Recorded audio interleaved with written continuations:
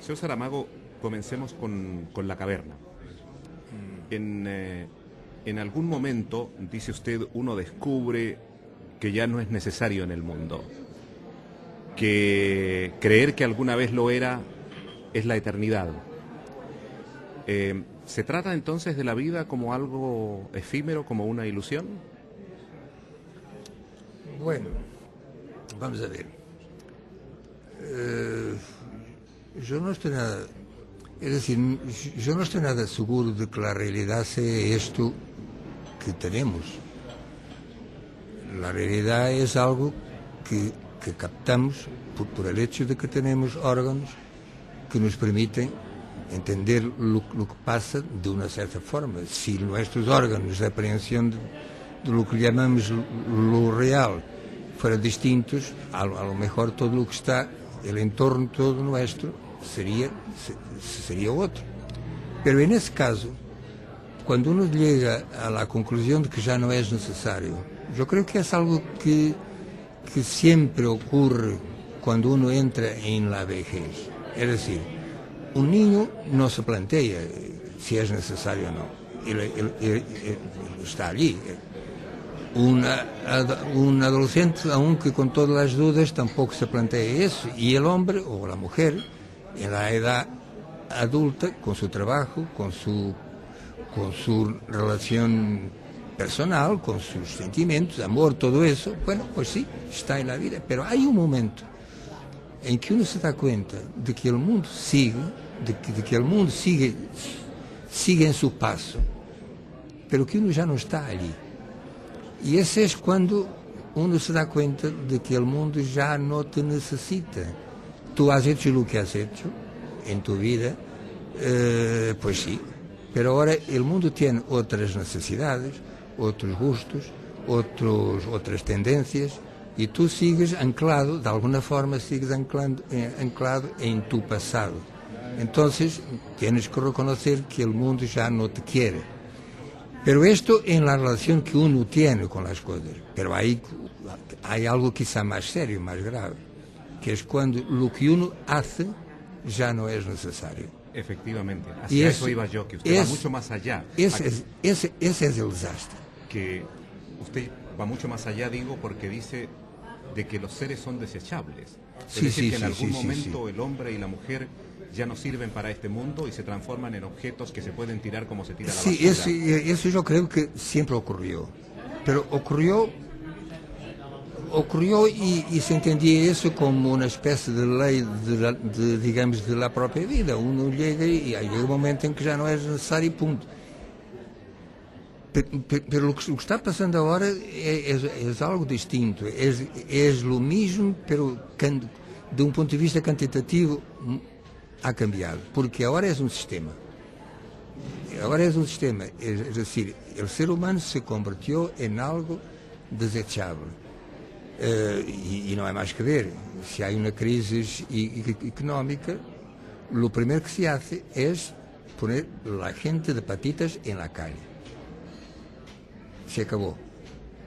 Y en lugar de reorganizar el sistema, se va a la parte más débil del sistema, que es el ser humano, y se dice, tú ya no es necesario, vete. Entonces, cuando al contrario, el ser humano debería ser, por lo menos desde mi punto de vista, la prioridad absoluta, el ser humano con prioridad absoluta, pues no, es justo lo contrario. Tú no eres necesario y lo que pasa es que antes ocurría que uno dejaba de ser necesario a los 70 años, a los 60 años, no, pero ahora puede ocurrir que ya no es necesario a los 35 y implacablemente el sistema te dice fuera. Y junto con estos seres desechables, para que el sistema funcione, dice usted, se necesita que exista la resignación, que los hombres y las mujeres se resignen a su destino. Y lo dice usted con una frase lapidaria que yo quisiera citar acá. Lo que no quiero es lo que no puedo. Lo que no puedo es lo que no quiero.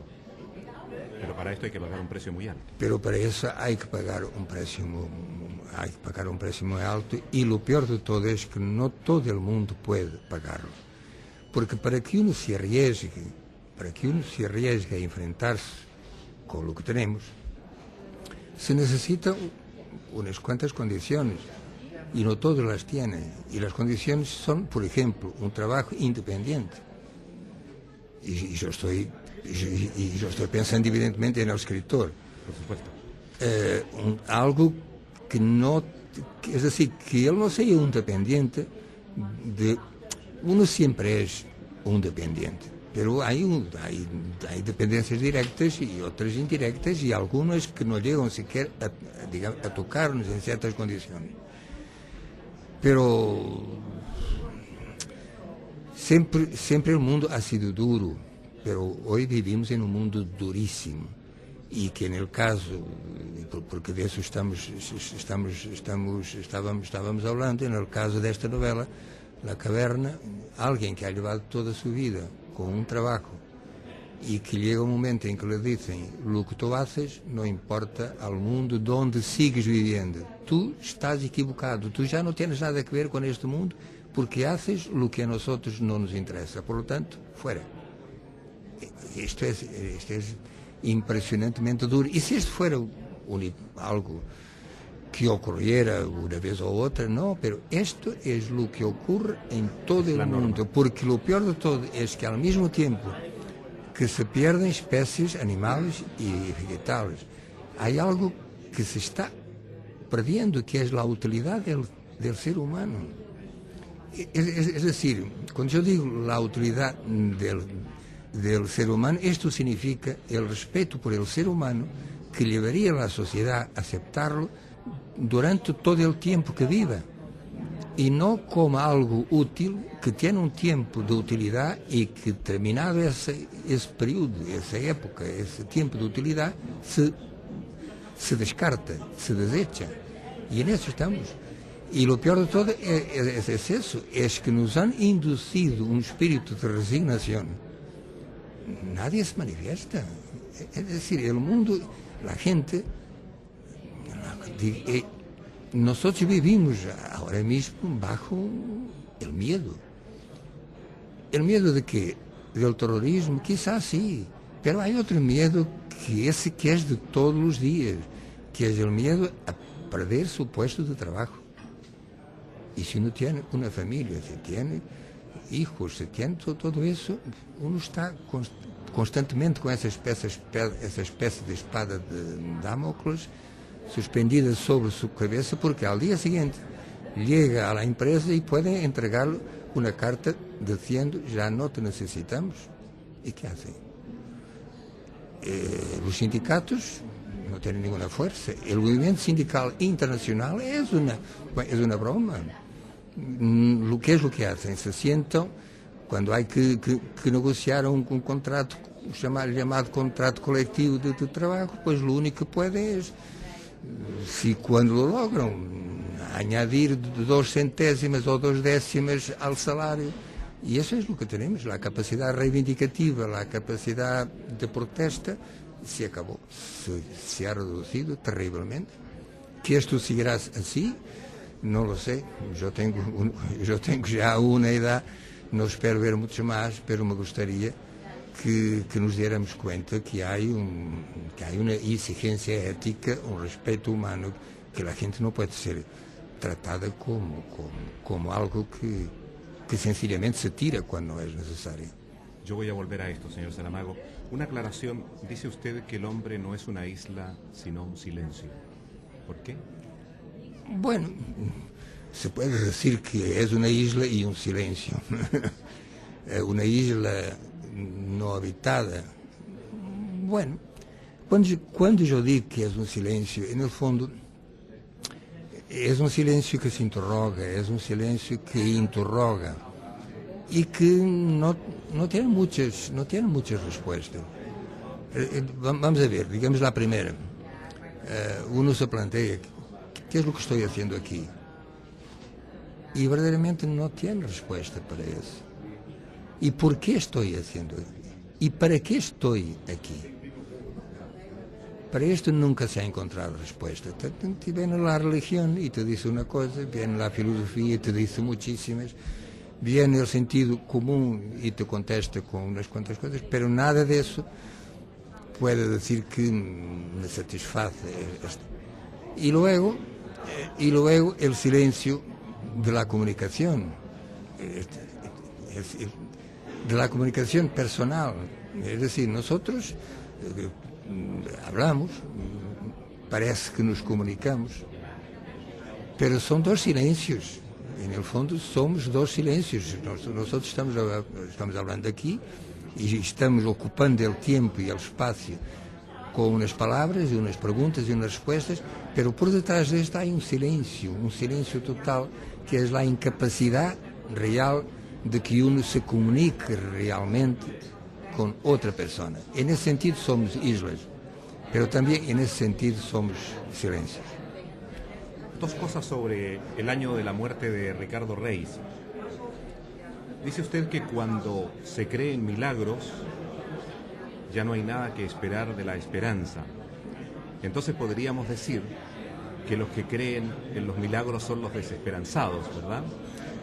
Pero cuando uno no tiene más forma de creer que el milagro, seguramente ha perdido todo, porque la esperanza es humana. Es decir, uno lleva esta idea de que esperamos que algo ocurra o que tenemos el deseo que ocurra algo que necesitamos o que gostaríamos de tener o sentir. Eso es humano. El milagro no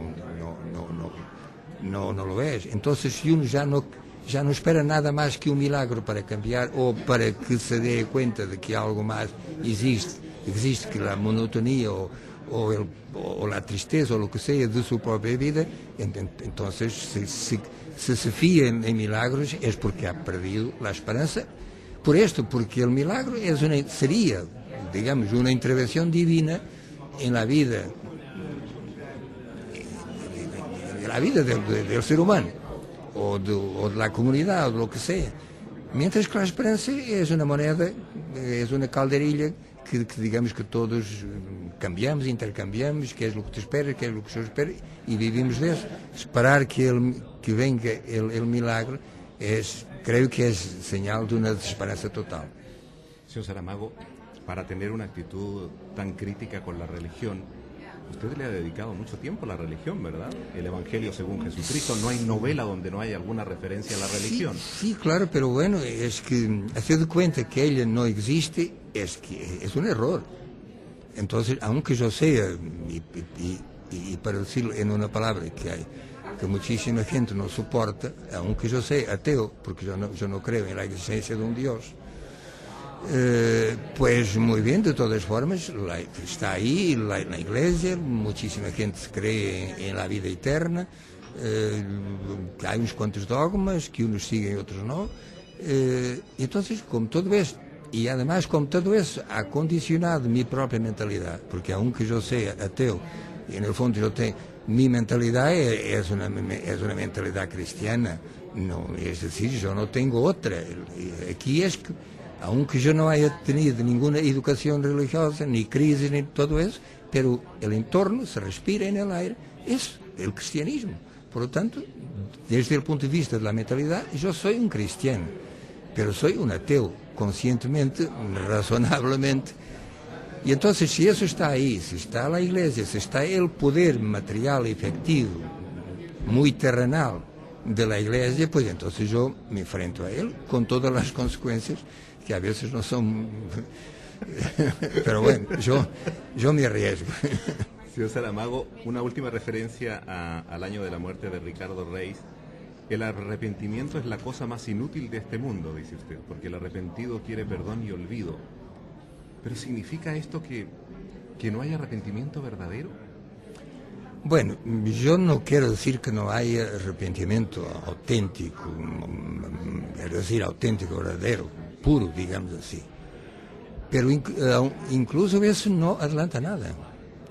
En el Evangelio según Jesucristo, que empieza por una descripción de un grabado de Durero, Así es. en que está Cristo, el buen ladrón y el malo. Y el buen, digamos, y el bueno se arrepintió y Jesús le dice, pues hoy mismo estarás conmigo en el paraíso. Y el otro no se arrepiente. Y yo estoy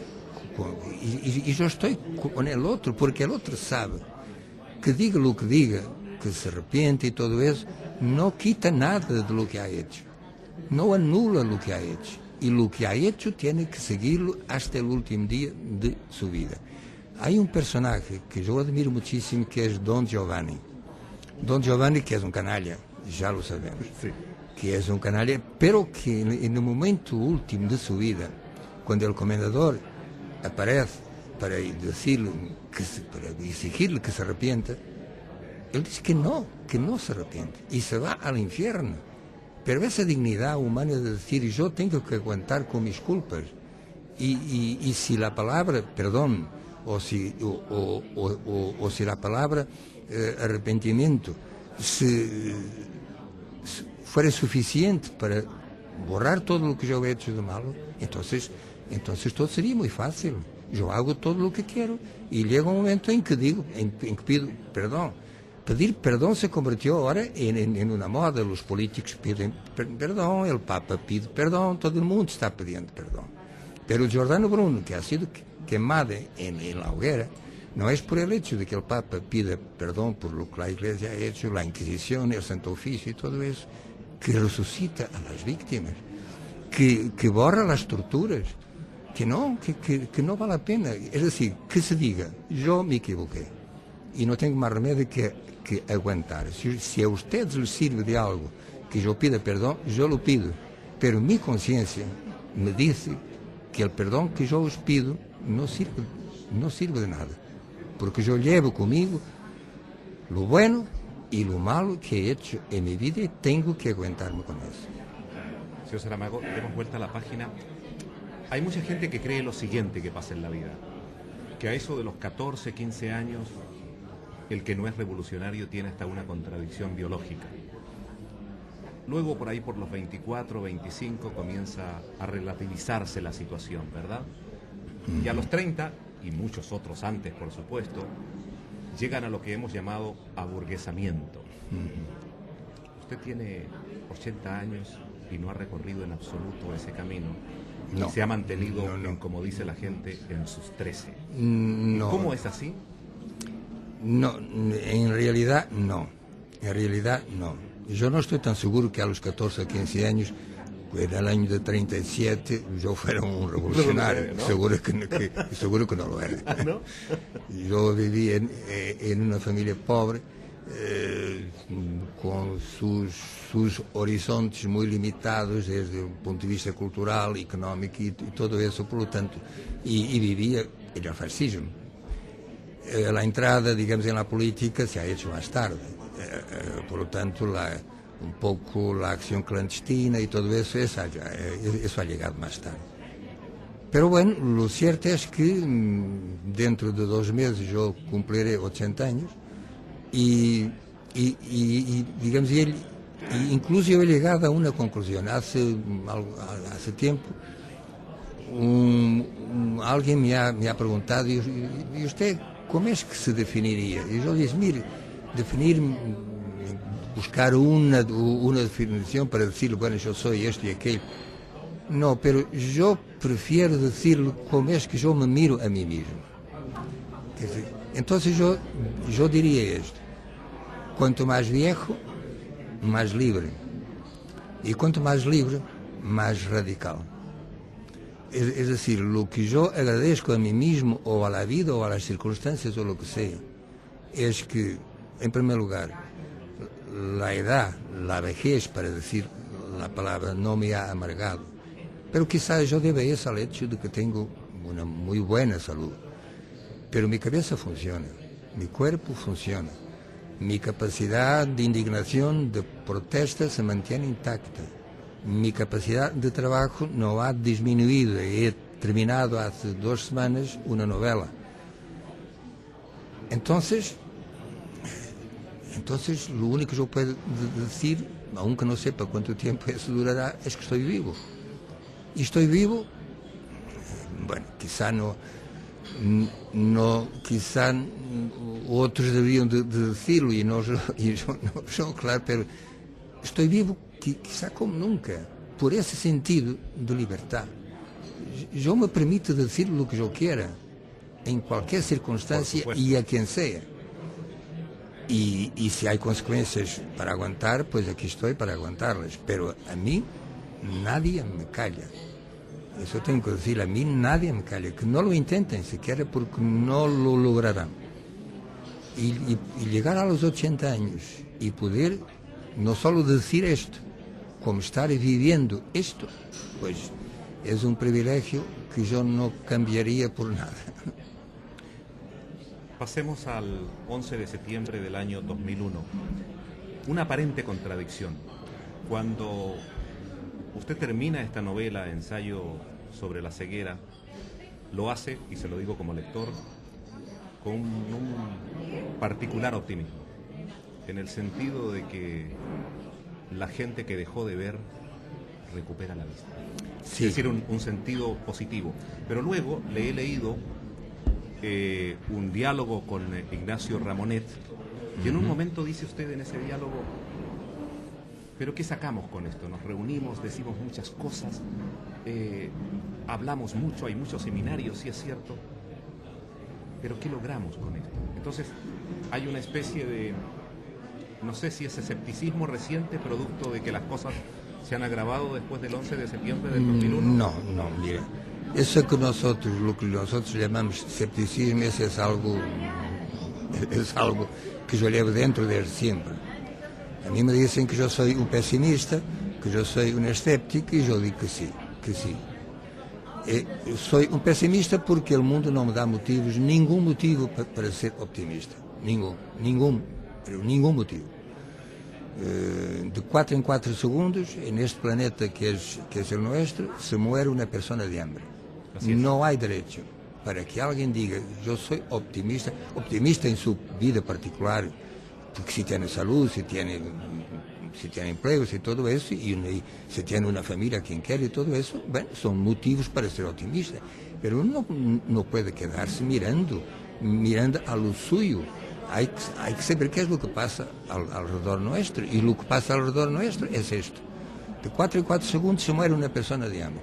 Y cuando vivimos en un tiempo como este, que se enorgullecen de estar viajando por el espacio y haciendo todo eso, que ya ha ido a la luna, que está tratando de saber si hay agua en mar, todas esas cosas, yo tengo que decir, aunque esto pueda parecer reaccionario, pero yo me arriesgo, como siempre, que a mí lo que se llama la aventura espacial, a mí me importa un pepino. Porque yo antes había hecho una referencia a la prioridad absoluta que es el ser humano. Por lo tanto, mientras aquí se siga muriendo de hambre y que se muera alguien de hambre es una obscenidad. Yo hace tiempo decía que lo que es obsceno no es la pornografía. Lo que es obsceno es que se pueda morir de hambre. Que eso ocurriera en la Edad Media, pues no teníamos medios. Cada uno que aguantase su palo, ¿no? Pero ahora, las condiciones y los medios para que eso no ocurra existen. Y en todo caso, el desastre del mundo, en el plano ecológico, social, climático y todo eso, es un desastre. Y una parte desse desastre es culpa nuestra. Y no estamos haciendo nada para que eso no ocurra, o para que eso no siga en dirección al desastre, como es el caso. Quanto a isso de que la novela, el ensayo sobre la ceguera, termina con una nota optimista, no es así. ¿No? Porque la última frase de la novela, cuando la mujer del medio se acerca a la ventana y mira el cielo y lo encuentra lo ve todo blanco, ella se cree que cuando todo el mundo está recuperando la visión, ella la pierde. Y entonces baja la mirada y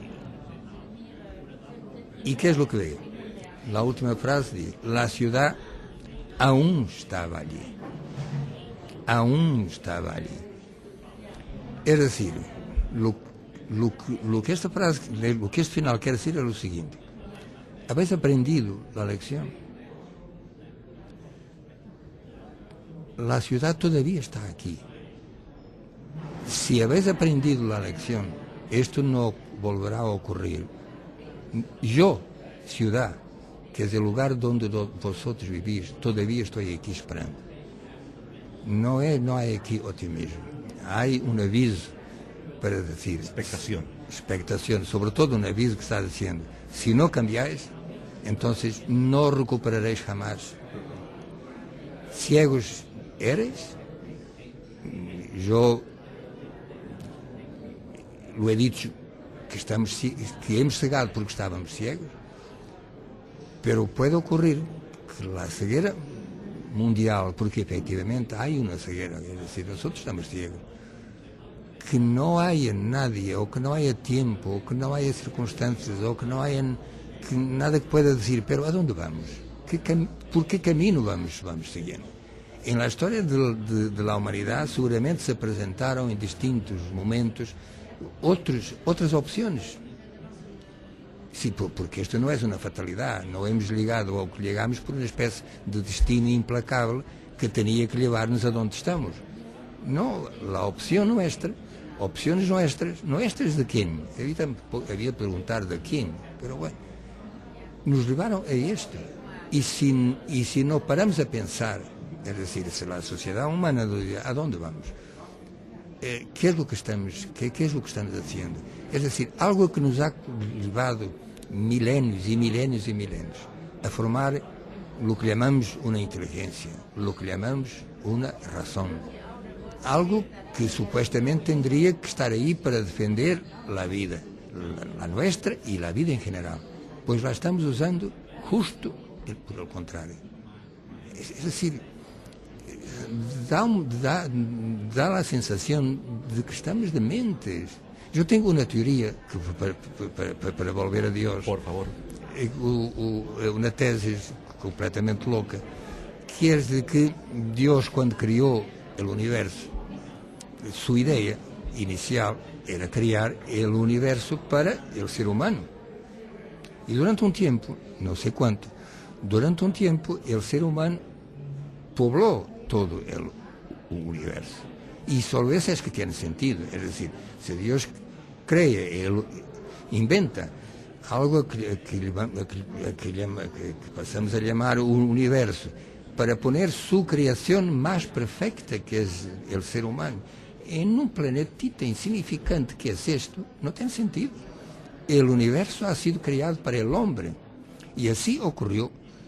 Pero lo que Dios se ha dado cuenta es que nosotros estábamos cargando el universo, lo estábamos destruyendo. Y entonces, para salvar ese universo, que es esa cosa para la cual no llega nuestra imaginación, entonces Dios recogió todos los seres humanos que tenía diseminados por el universo todo y los puso aquí para decir, si algo tendréis que destruir una vez que parece que sois destructores por vocación, no porque yo, Dios, lo quisiera, pero vosotros sois malos, pues entonces, que hay un planetita ahí pequeño, si queréis, pues, hacer todo lo que queráis ahí. Ahora, lo que Dios parece que está bastante preocupado es que con esta idea de que podemos viajar pelo espacio, que ocupemos outra vez o universo e lo vamos a carregar definitivamente.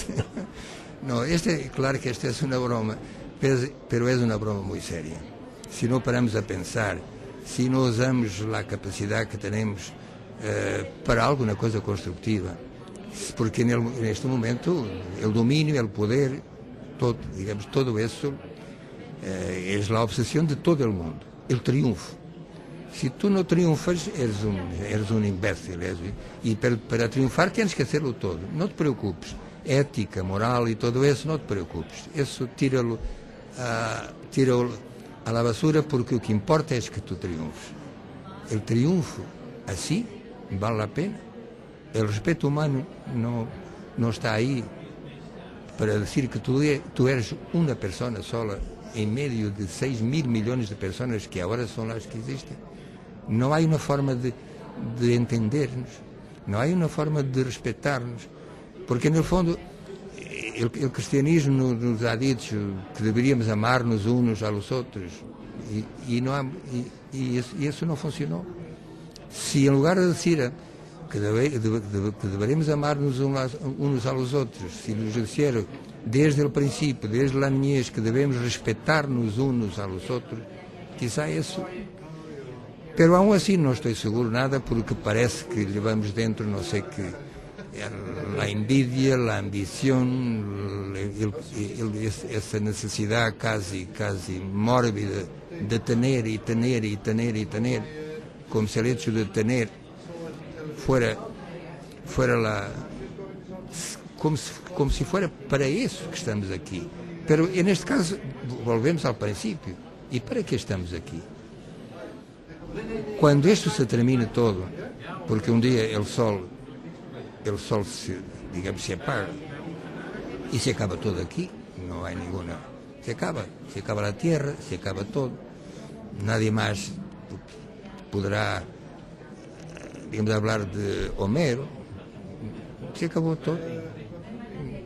A Capela Sistina desaparecerá, todo isto se convertirá em quê? Em nada.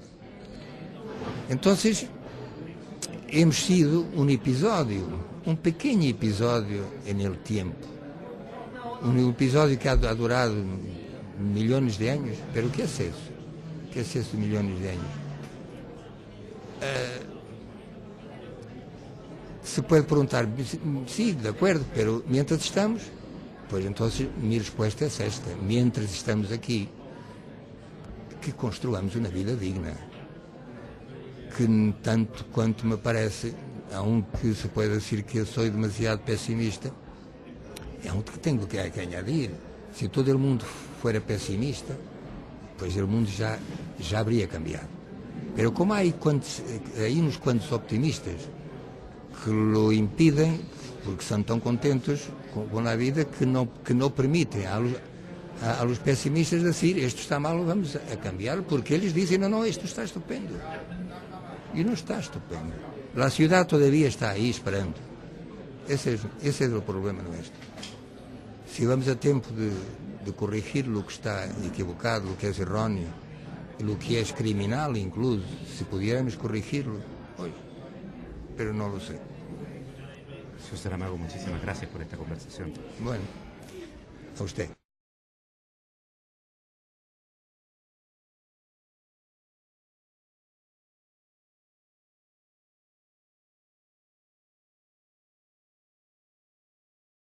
Agora é um sistema, é decir, o ser humano se convirtió em algo desechável. E não há mais que ver. Se há uma crise económica, o primeiro que se hace é poner a gente de patitas en la calle. Se acabou. E em lugar de reorganizar o sistema, se vai à parte mais débil do sistema, que é o ser humano, e se diz, tu já não és necessário, vete. Então, quando ao contrário, o ser humano deveria ser, pelo menos desde o meu ponto de vista, a prioridade absoluta, o ser humano com prioridade absoluta, pois não, é justo o contrário. Tu não eres necessário e o que passa é que antes ocorria que uno dejaba de ser necesario a los 70 años, a los 60 años, no, pero ahora puede ocurrir que ya no es necesario a los 35 y implacablemente el sistema te dice fuera. De alguna forma sigues anclado en tu pasado, entonces tienes que reconocer que el mundo ya no te quiere, pero esto en la relación que uno tiene con las cosas. Pero hay algo quizá más serio, más grave, que es cuando lo que uno hace ya no es necesario. Efectivamente, hacia eso iba yo, que usted va mucho más allá. Ese es el desastre. Que usted va mucho más allá, digo, porque dice de que los seres son desechables. Es decir, que en algún momento el hombre y la mujer ya no sirven para este mundo y se transforman en objetos que se pueden tirar como se tira la Sí, basura. eso yo creo que siempre ocurrió, pero ocurrió y se entendía eso como una especie de ley, digamos, de la propia vida. Uno llega y llega un momento en que ya no es necesario y punto. Pero lo que está pasando ahora es algo distinto, es lo mismo, pero de un punto de vista cuantitativo ha cambiado, porque ahora es un sistema. Señor Saramago, comencemos con la caverna. En algún momento, dice usted, uno descubre que ya no es necesario en el mundo, que creer que alguna vez lo era es la eternidad. ¿Se trata entonces de la vida como algo efímero, como una ilusión? Bueno, vamos a ver. Yo no estoy nada, es decir, yo no estoy nada seguro de que la realidad sea esto que tenemos. La realidad es algo que captamos por el hecho de que tenemos órganos que nos permiten entender lo que pasa de una cierta forma. Si nuestros órganos de aprehensión de lo que llamamos lo real fueran distintos, a lo mejor todo lo que está, el entorno todo nuestro, sería otro. Pero en ese caso... Y junto con estos seres desechables, para que el sistema funcione, dice usted, se necesita que exista la resignación, que los hombres y las mujeres se resignen a su destino. Y lo dice usted con una frase lapidaria que yo quisiera citar acá. Lo que no quiero es lo que no puedo. Lo que no puedo es lo que no quiero. Pero para esto hay que pagar un precio muy alto. Pero para eso hay que pagar un precio muy alto, y lo peor de todo es que no todo el mundo puede pagarlo. Porque para que uno se arriesgue a enfrentarse con lo que tenemos, se necesitan unas cuantas condiciones, y no todos las tienen. Y las condiciones son, por ejemplo, un trabajo independiente. Y yo estoy pensando evidentemente en el escritor. Por supuesto. Algo que no, es decir, que él no sea un dependiente de... Uno siempre es un dependiente. Cuando uno llega a la conclusión de que ya no es necesario, yo creo que es algo que siempre ocurre cuando uno entra en la vejez. Es decir, un niño no se plantea si es necesario o no. Él está allí. Un adolescente, aunque con todas las dudas, tampoco se plantea eso. Y el hombre o la mujer, en la edad adulta, con su trabajo, con su relación personal, con sus sentimientos, amor, todo eso, bueno, pues sí, está en la vida. Pero hay un momento en que uno se da cuenta de que el mundo sigue, sigue en su paso, pero que uno ya no está allí. Y ese es cuando uno se da cuenta de que el mundo ya no te necesita. Tú has hecho lo que has hecho en tu vida, pues sí, pero ahora el mundo tiene otras necesidades, otros gustos, otras tendencias, y tú sigues anclado.